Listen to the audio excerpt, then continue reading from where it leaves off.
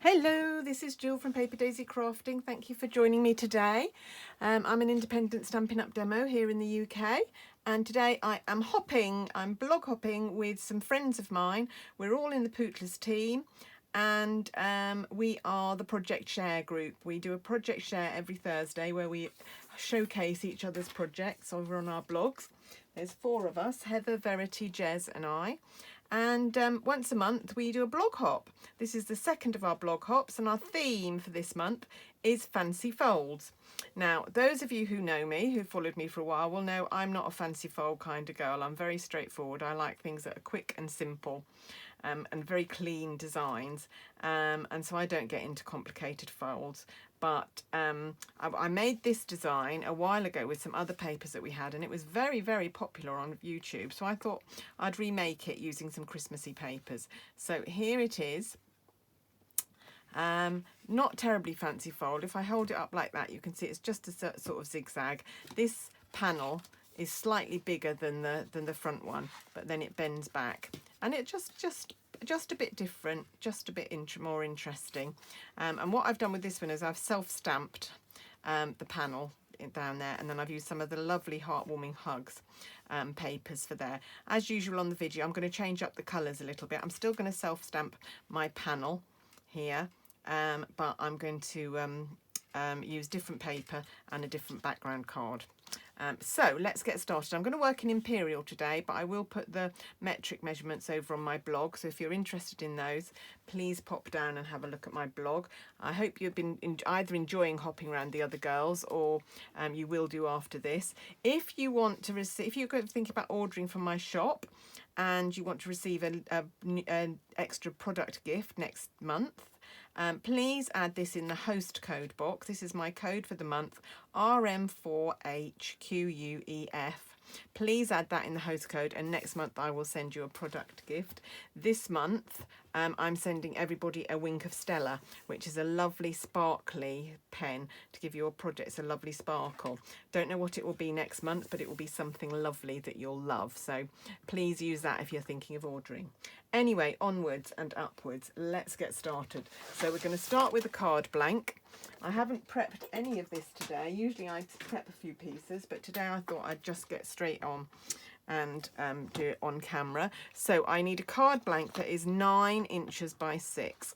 So I'm going to pull my arm out, and I'm going to cut this way by 9. Has to go this way because it's not quite 9, it's only 8 1/4 that way, so it won't work. And then I'm going to turn it and cut it at 6. So my card blank is 9 by 6. And as you can see, I'm working Whisper White today rather than Real Red, which is what I used last time. Actually, I don't know why I'm putting that away, because I'm going to need this in a minute, so I'll just leave that out for a moment. Right, what else do I... Oh, I need to score as well, so let's do the scoring. So we're going to score this at 1 7/8 and 4 7/8. Sorry, 1 7/8, which is there. So you see the 1 inch is there. If you count along in 8ths, you get to there. So butt your paper up against the mark that you want, and then score. And then 4 7/8, which is there. And then I'm going to bring in my bone folder. Move my trimmer a little way and burnish those folds. I'm just going to, you might like to just, if you're using our trimmer, just burnish the edges as well, because you do get a bit of a lip on the edges when you use our trimmer, but the bone folder soon takes those away, so it's lovely and smooth. There, that's the basis of our card. Doesn't look like much at the minute, does it? You do have to press quite hard on these creases because it does want to keep pinging out.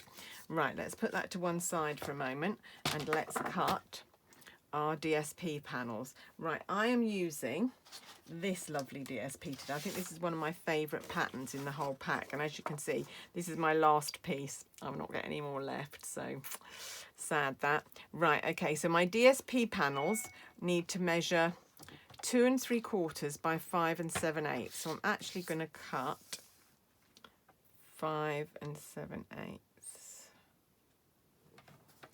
first of all. That's 5. That's not 5 and 7/8. 5 and 7/8. Lucky I didn't do that because it's my last bit of paper. I would have been stuck.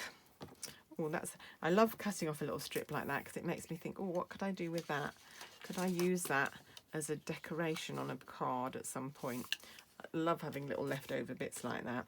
Right, and then turn it around the other way, and I need a DSP panel that measures 2 3/4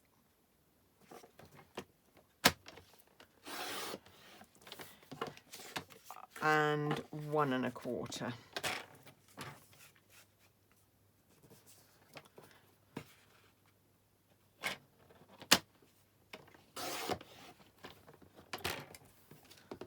Right, so this piece goes in there.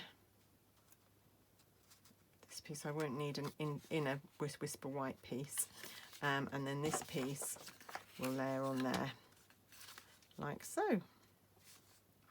Good. Okay, so that's all of that done. Now I need a piece for the centre of the centre panel, this panel here, and this panel is going to measure 2 5/8. Is it? I don't think it is 2 5/8. I think I'm measuring that. No, it's 1 3/4. Yeah, 1 3/4. I'm reading the wrong measurement there. 1 3/4 by, again, 5 7/8.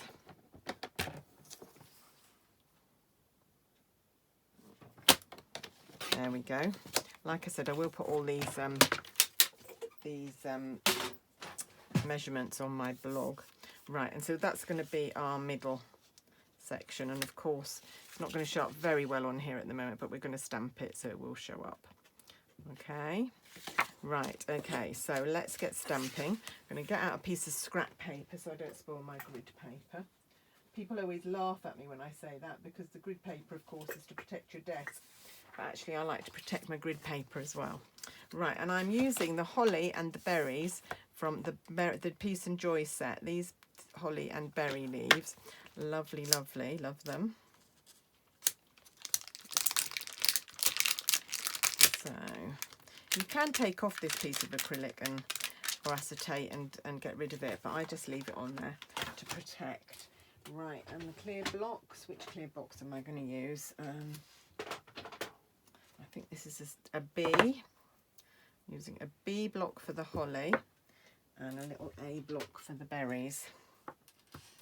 And I've got my 2 ink pads here, still using the same colours, Granny Apple Green and Real Red. Let's do the leaves first. Okay, so get myself sorted here. So just randomly stamping all over your sheet of DSP, of your sheet of Whisper White, filling it up with the holly leaves. And if you go over the edge, of course, you do need to re-stamp, because otherwise you'll get a line in the middle of your stamp, which is why I'm re-inking every single time. You can turn the stamp around so that you can fill in any little gaps. I think this is one of my favourite types of stamping, actually, just randomly filling in a piece of white Whisper White cardstock. And I love this holly image. This is one of my favourite holly stamps, actually. It's just a very clear, stylised holly leaf. And there we go. Might just put a little tip of holly there and a little tip there. There. And I think that's enough. Maybe just one there. There we go, that's fine. That's our Granny Apple Green done. And now I'm just going to come back with my Real Red and my berries and try and work out where to put these berries. Won't really matter, but let's try and make sense of this. There we go, one there. Really brings it to life as soon as you start adding the berries.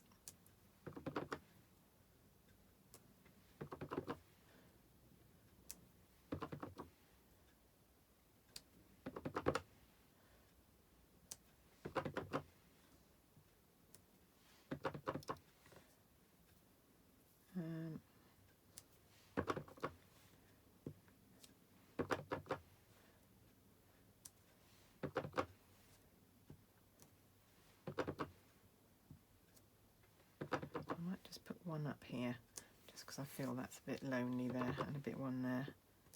There. Okay, so that's our piece of hand stamped DSP. So now we can get gluing. So this should fit straight onto the front there. Like so, with a tiny border all the way round, which is perfect. Actually, let's just get rid of that lip on there. Now we've cut it with the trimmer. There we go. Right, so just taking my Tombow.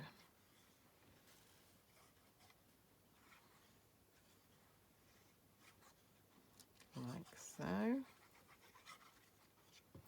And that is going to stick. I'm just going to open this out to do this. So it's not really the middle section. It is when you look at the card, but when you see the card like this, it's actually the end section. There we go.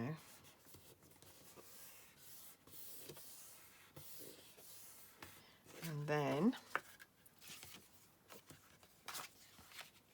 I'm going to put the other panel there. The bigger panel goes inside, sort of behind the flap out section. Like so. I do love this paper, this red and white. Not really a red and white Christmassy girl, but I love this. I love this little tiny print on it. I'm a bit of a sucker for tiny prints on designer series paper. Oh, look at that, that looks great.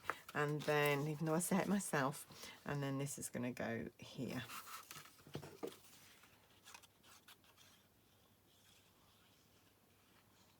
Beautiful. Like I said, when I used the real red base, I needed to put a white panel on this section just so that there was somewhere for somebody to write a message. So you might want to do that if you're using a coloured card base, but as I'm using Whisper White this time. There, that's quite striking, isn't it? Lovely, loving it. Right, okay, now what we're going to do is we're going to do the message. So first of all, the stamp is from another set, which I thought I got out. Yes, I did. Perfectly Plaid. This one was in last year's annual Christmas catalogue, and then it transferred to the annual catalogue. So we still have it, and we'll still have it for another 6 months. And you can see that this is the stamp that I've used the most from this set. I have used those two little trees. There are some that I haven't used at all, but I love this Merry Christmas greeting. Right, so I just want a bit of white card. Stamp this on, which I thought I had out here, spare piece of white. There it is. And we're going to do that in real red.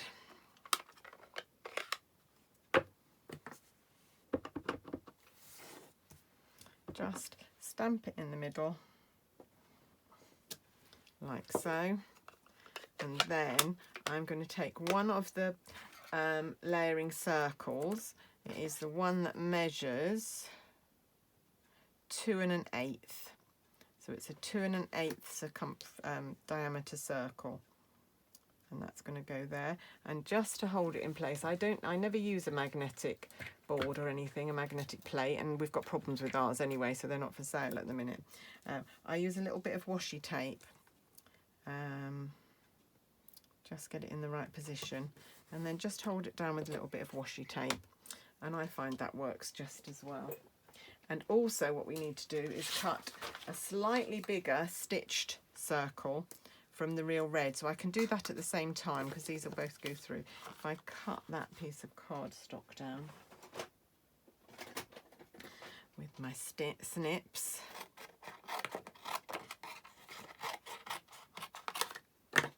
like so, there we go. Right, so I'll bring in my cut and emboss machine, which I love, considering I was in 2 minds about whether I actually needed a different die cutter. I had a Big Shot, some of you will know. It was very, very, very old, and it had had a lot of use, and it was beginning to creak a bit. So I treated myself to this lovely new Stampin' Emboss, and can you see it's going through like butter? It's not nearly as hard to push through as it was with my Big Shot. There we go, we've got our two shapes there. Just put that down to the side. I have, oh crap, plates just fell off it, sorry about that. I have got on order our mini cut and emboss. It's available to demos this month, and it will be available to all of you from January, which is a little mini machine, which will be great because I think it can sit on my desk. Got red ink everywhere here, look. There we go. Right. So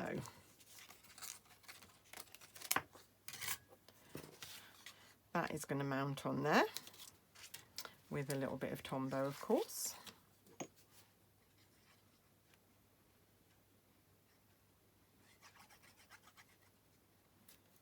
There we go.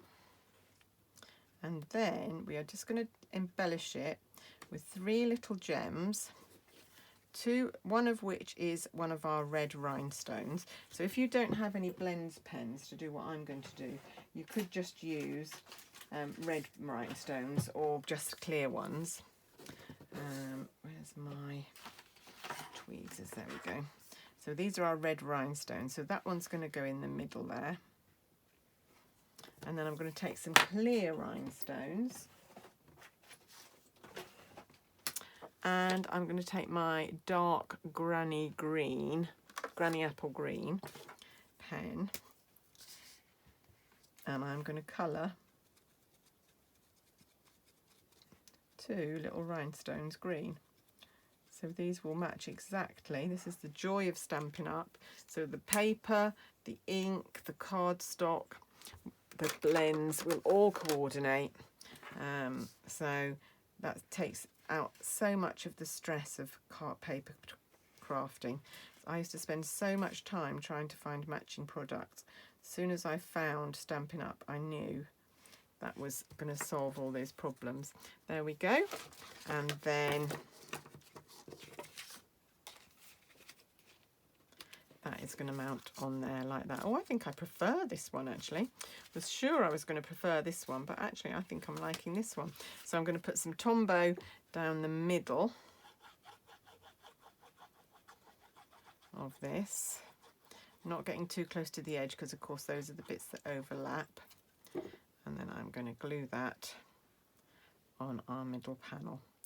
And that is my fancy fold card. Now I know some of the other girls have done a lot more fancy folds than I have. But I hope you do like my card. Maybe if you're like me and a bit scared of fancy folds, you might be more inclined to have a go at a simple one. So I think that's really lovely. And that's definitely, I'm still writing on my Christmas card, so someone is going to receive that card. Hope they like it. That's it from me today. Thanks so much for watching. Do keep hopping round Jez and Verity and Heather. You've got Nellie's Hobbies, Stamping with Inky Butterfly and Nigeza to watch yet. There's only 4 of us, so it won't take you forever to hop round our hop, which is quite nice, I think. But they are very, very talented girls. You will see some amazing projects there. And even if you're not wanting to do very complicated fancy folds, I always love watching them anyway. But maybe you will like to do them. That's it from me anyway. If you want to purchase anything, you can go down to my shop. If you need to ask me any questions, please get in touch. I'm always really happy. At the moment, I've got a real load of beginners following me because I've got my beginners series going, and that's generated quite a lot of interest. So I've got a lot of beginner stampers who send me questions. I love answering them. Please don't ever feel that you're being a bother. I love answering your questions. I love being in touch with you. So don't ever think that that's a hassle for me. I do always try and respond quite quickly. If I don't respond within 48 hours, then there's something wrong. I might have lost your email or something, so try again. But I normally will respond within hours. Anyway, that's it from me today. Enough rambling. Please have a lovely weekend, and I'll see you again soon. Bye for now.